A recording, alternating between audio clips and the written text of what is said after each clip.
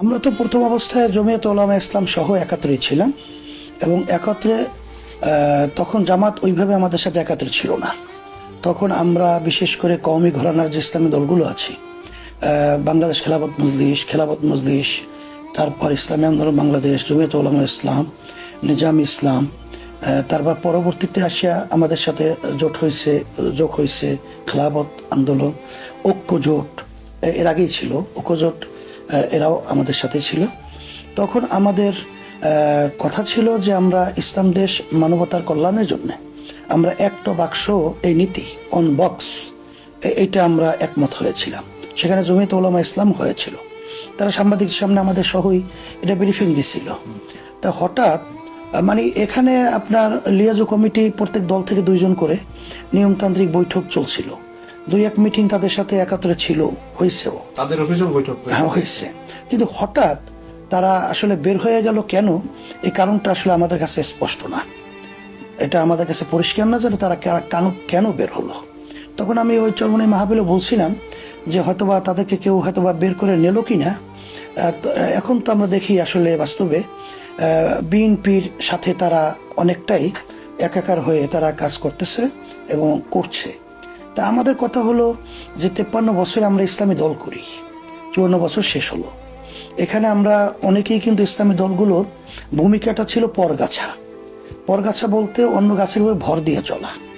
তো এখানে আমরা দল করি, আমাদের দল যদি নিজেরা গাছ হয়ে দাঁড়াতে না পারি তাহলে আজীবন এবং পরগাছার ভূমিকায় আমাদের থাকবে, তাতে ইসলাম এবং দলের তেমন একটা উপকার আমার নজরে আসে না এবং দেশেরও কোনো কল্যাণ আসবে বলে আমার কাছে মনে হয় না।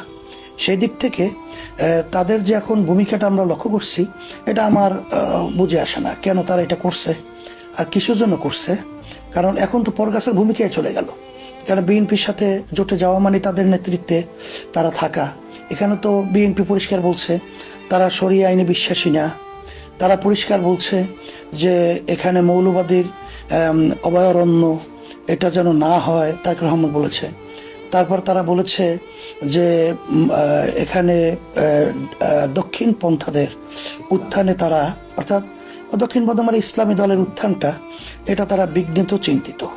তারপরেও তাদের সাথে তারা যাওয়ায় ইসলামের কি উপকার তারা করতে পারবে, দেশে কি কল্যাণ করতে পারবে, এটা আমাদের বোধগম্য না।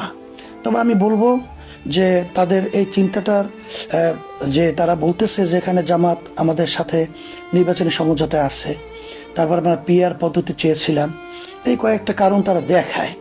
কিন্তু আমাদের কথা হলো জামাত তো তাদের সাথে বহুদিন পর্যন্ত, বহু বছর পর্যন্ত, বহু যুগ পর্যন্ত তাদের সাথে একাত্রে তারা ঐক্যে ছিল এবং তারা বিভিন্ন সময় স্লোগানও তো আমরা দেখেছি যে জমিয়ত জামাত ভাই ভাই, ধানের শেষে ভোট চাই, এগুলো তো আমরা দেখেছি। তারা একাত্রে ছিল।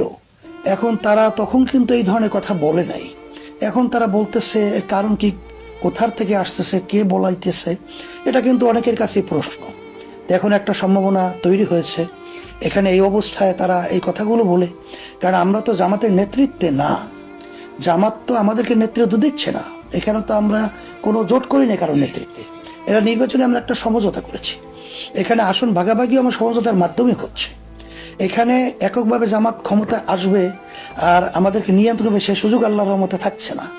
এখানে আমরা জোটবদ্ধভাবে একটা জাতীয় সরকার গঠন করতে পারলে এখানে জামাত যদি কোনো কিছু ইচ্ছা থাকেও সেখানে বাস্তবায়ন করার মতো সুযোগ থাকবে না।